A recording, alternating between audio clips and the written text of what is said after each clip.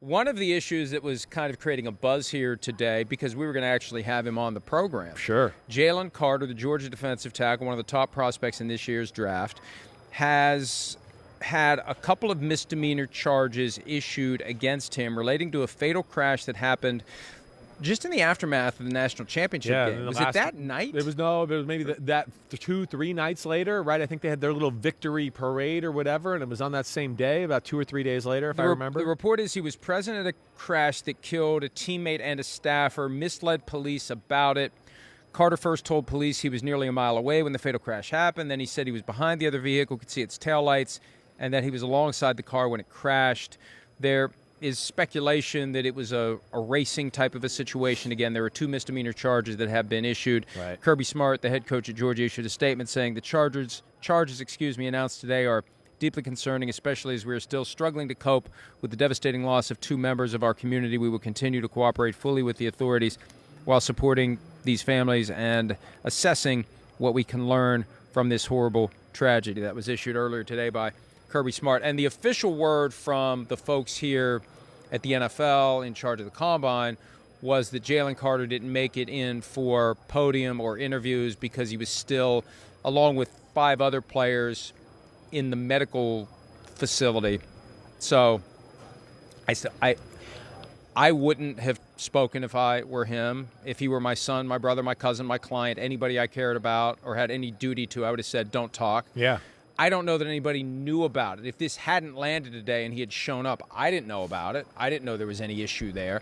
I don't know if any of the reporters who would have been questioning him at the podium did, but it's whatever the explanation, whatever the reason, the best thing for him to do is say nothing about it publicly until this all gets resolved. Yeah. And if there's any responsibility there, if he was involved, if he did do something, it is just 2 misdemeanor charges. The sooner he accepts responsibility, the better, if there's responsibility to be accepted. Right. Yeah. I mean, listen, it's big news, of course, here, just in the football world, right? This is a guy that I think everybody's looking at and goes a top 10 pick, maybe top 5. I mean, he's special. This is probably would have been a top 15 or 20 pick if he left school or could have left school last year, right? This is a horrible tragedy. There's no question about that. Man, I feel bad for, that Georgia community. Man, the young man, the offensive lineman who was killed in the crash, he's a guy that went to a high school in New Jersey up where I grew up. So that hit home hard. It's a tough situation. We'll see where this goes. Hopefully it can get situated. The one thing I want to say, just because I got some questions asked about it, right, when we were kind of off air by some other cities and their following teams or whatever else. And let's just, again, I'm not trying to condone the actions here. I'm definitely not. But 21 years old, young person. I know people do dumb things. People do dumb things. I know. But for the grace of God, look, they get away with it. Right. Right. You do that thing, and there isn't a fatal crash. You do that thing, and something bad doesn't happen, and you got lucky. That's what I'm saying. Sometimes the planets line up in a way that something happens, and there is real accountability. It doesn't matter if you were just 21 and dumb. No. There's still accountability. I if understand it. happens. You're right. All I'm saying is, I think there's a lot of us out there that are 21 that raced friends down roads or did stupid crap like that. And, you get older and you go, what the hell was I thinking doing that? How stupid was that? Well, he did not dodge that bullet. And then the young kid, I know there's reports out there allegedly he, lied or misled the police and all that, right? And sure, but, again, I think that it's a guy that's looking at it and going, oh, my gosh, this is going to ruin my future, my life. So, am I shocked to hear that maybe he didn't tell the whole truth and everything there, which is a mistake? Again, I'm not condoning it, but 21 years old and a lot of things going on in your life, you do make mistakes, and I think everybody's got to remember what they were when they were 20 and 21. One of the reasons your car insurance stays at a certain level until you turn 25, your brain isn't fully developed until you're 25. You don't fully understand the connection between actions and consequences, and that's just the way we are as a biological organism. Yeah. And I saw my son go through that transition. Now he's 26. He thinks differently than he did when he was 20 or 21. 18 years old, you're not thinking that way. You're not connecting conduct and consequence. You don't have that same, I should be careful, I should think about this, maybe this isn't the best thing for me to do. Yeah. And we're always evolving, we're always growing, and it's unfortunate when there is one of these things that a guy does that is risky and it's reflective. We're not making excuses for him. But the reality is, there was a serious outcome, right? And Yeah, it was a tragedy. It's tragic, it's time to take responsibility. And he's if there's responsibility to be taken. That's right. If whatever the facts are, right.